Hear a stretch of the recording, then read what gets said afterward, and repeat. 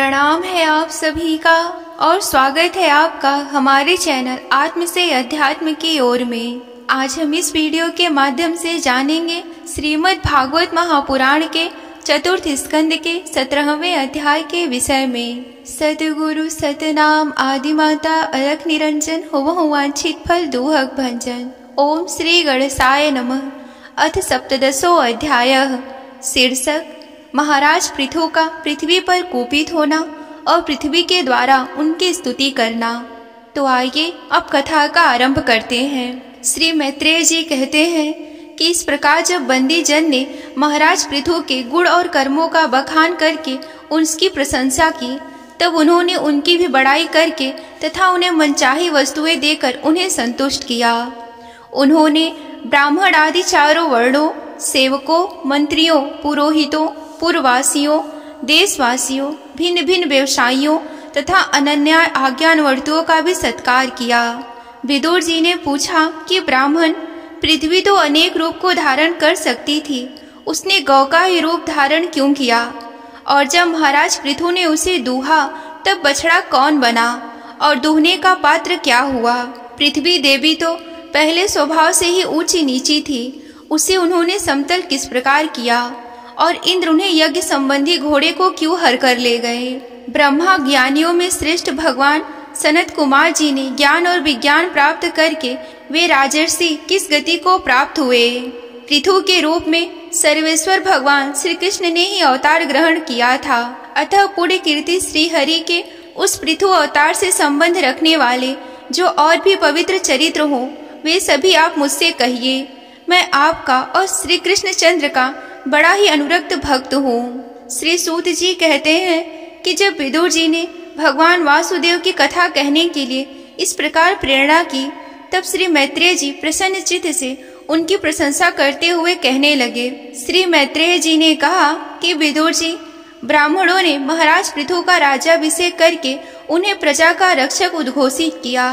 इन दिनों पृथ्वी अनहीन हो रही थी, इसीलिए भूख के कारण प्रजाजनों के शरीर सूखकर काटे हो रहे थे। उन्होंने अपने स्वामी पृथु के पास आकर कहा, राजन, जिस प्रकार कोटर में सुलगती हुई आग से पेड़ जल जाता है, उसी प्रकार हम पेट की भीषण ज्वाला से जले जा रहे हैं।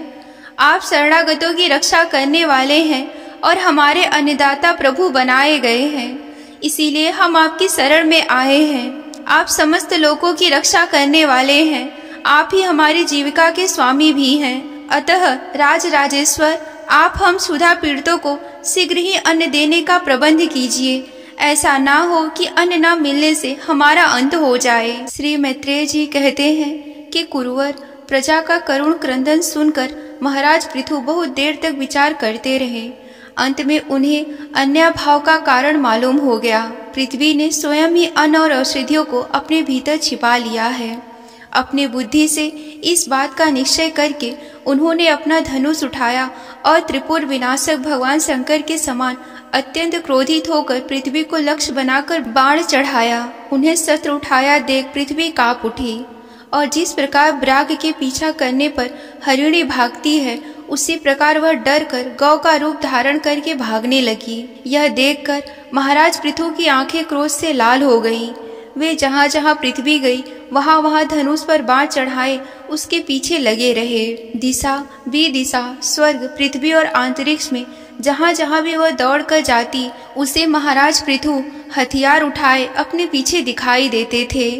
जिस प्रकार मनुष्य को मृत्यु से कोई नहीं बचा सकता, उसी प्रकार उसे त्रिलोकी में भी बेन पुत्र पृथु से बचाने वाला कोई ना मिला। तब वह अत्यंत भयभीत होकर दुखित चित्त से पीछे की ओर लौटी और महाभाग पृथु से कहने लगी, धर्म के तत्वों को जानने वाले शरणागत वत्सल राजन, आप तो सभी प्राणियों की रक्षा करने में तत्पर हैं, आप मेरी भी रक्षा कीजिए। मैं अत्यंत दीन और निरपराध हूँ, आप मुझे क्यों मारना चाहते हैं? इसके सिवाय आप तो धर्मज्ञ माने जाते हैं, फिर मुझ स्त्री का वध कैसे कर सकते हैं? स्त्रियां कोई अपराध करे तो साधारण जीव भी उन पर हाथ नहीं उठाते, फिर आप जैसे करुणामय और दीन वत्सल तो ऐसा कर ही कैसे सकते हैं? मैं तो एक सुदृढ़ नौका के समान हूँ, सारा जगत मेरे ही आधार पर स्थित है। मुझे तोड़कर आप अपने को और अपनी प्रजा को जल के ऊपर कैसे रखेंगे? महाराज पृथु ने कहा कि पृथ्वी, तू मेरी आज्ञा का उल्लंघन करने वाली है। तू यज्ञ में देवता रूप से तो भाग नहीं लेती, किंतु उसके बदले में हमें अन्न नहीं देती, इसीलिए मैं आज तुझे मार डालूंगा। तू जो प्रतिदिन हरी हरी घास खाती है और अपने थन का दूध नहीं देती, ऐसी दुष्टता करने पर तुझे दंड देना अनुचित नहीं कहा जा सकता। तू नासमझ है। तूने पूर्व काल में ब्रह्मा जी के उत्पन्न किए हुए अन्य आदि बीजों को अपने में लीन कर लिया है और मेरी भी परवाह ना करके उन्हें अपने गर्भ से निकालती नहीं है। अब मैं अपने बाणों से तुझे छिन्न भिन्न करके तेरे मेदे से इन क्षुधा आतुर और दीन प्रजाजनों का करुण क्रंदन शांत करूंगा। जो दुष्ट अपना ही पोषण करने वाला है तथा अन्य प्राणियों के प्रति निर्दयी है, वह पुरुष, स्त्री या नपुंसक कोई भी हो, उसका मरना राजाओं के लिए ना मारने के ही समान है। तू बड़ी गर्वीली और मंदोमत्ता है। इस समय माया से ही यह गौ का रूप बनाए हुए है। मैं बाणों से तेरे टुकड़े टुकड़े करके अपने योग बल से प्रजा को धारण करूंगा। इस समय महाराज पृथु काल की भांति क्रोधमय मूर्ति धारण किए हुए थे। उनके यह शब्द सुनकर धरती कांपने लगी और अत्यंत विनीत भाव से हाथ जोड़कर कहने लगी। पृथ्वी ने कहा कि आप साक्षात परम पुरुष हैं तथा अपनी माया से अनेक प्रकार के जीव धारण करके गुणमय जान पड़ते हैं। वास्तव में आत्मा अनुभव के द्वारा आप अधिभूत, आध्यात्म, आदिदेव संबंधी अभिमान और उससे उत्पन्न हुए राग द्वेष आदि से सर्वथा रहित है। मैं आपको बारंबार नमस्कार करती हूँ। आप संपूर्ण जगत के विधाता हैं। आपने ही यह त्रिगुणात्मक सृष्टि रची है और मुझे समस्त जीवों का आश्रय बनाया है। आप सर्वथा स्वतंत्र हैं। प्रभु, जब आप ही अस्त्र शस्त्र लेकर मुझे मारने को तैयार हो गए हैं, तब मैं और किसकी शरण में जाऊं? कल्प के आरंभ में आपने अपने आश्रित रहने वाली अनिर्वचनीय माया से ही इस चराचर जगत की रचना की है और उस माया के द्वारा ही आप इसका पालन करने के लिए तैयार हुए हैं। आप धर्मपरायण हैं, फिर भी मुझ गोरूप धारणी को किस प्रकार मारना चाहते हैं? आप एक होकर भी मायावेश अनेक से जान पड़ते हैं तथा आपने स्वयं ब्रह्मा को रचकर उनसे विश्व की रचना कराई है। आप साक्षात सर्वेश्वर हैं। आपकी लीलाओं को अजितेंद्रिय लोग कैसे जान सकते हैं? उनकी बुद्धि तो आपकी ही दुर्जय माया से विक्षिप्त हो रही है। आप ही पंचभूत इंद्रियां, उनके अधिष्ठात देवता, बुद्धि और अहंकार रूप अपनी शक्तियों के द्वारा क्रमशः जगत की उत्पत्ति, स्थिति और संहार करते हैं। भिन्न भिन्न कार्यों के लिए समय समय पर आपकी शक्तियों का आविर्भाव, तिरोभाव हुआ करता है। आप साक्षात परम पुरुष और जगत विधाता हैं। आपको मेरा नमस्कार है। अजन्मा प्रभु, आप ही अपने रचे हुए भूत, इंद्रियां और अंतःकरण रूप जगत की स्थिति के लिए आदि वराह रूप होकर मुझे रसातल से जल के बाहर लाए थे।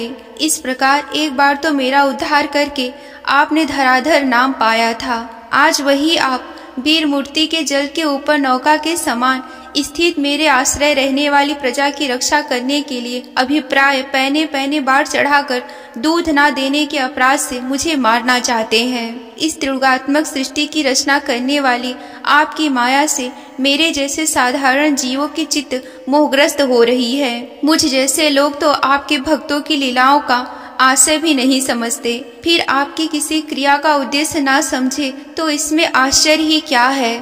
अतः जो इंद्रियां संयम आदि के द्वारा वीरोचित यज्ञ का विस्तार करते हैं, ऐसे आपके भक्तों को भी मैं नमस्कार करती हूँ। यहीं पर श्रीमद् भागवत महापुराण के चतुर्थ स्कंद का 17वां अध्याय समाप्त होता है। अगर आप श्रीमद् भागवत महापुराण की कथा में रुचि रखते हैं और उसका विस्तार पूर्वक वर्णन सुनना चाहते हैं, तो हमारे चैनल को सब्सक्राइब कर लें। ये अध्याय आप सभी को कैसा लगा हमें कमेंट करके बताएं। आज के वीडियो में बस इतना ही। मिलते हैं अगले वीडियो में। तब तक के लिए आप सभी को जय आदि शक्ति भोलेनाथ जी। हर हर महादेव।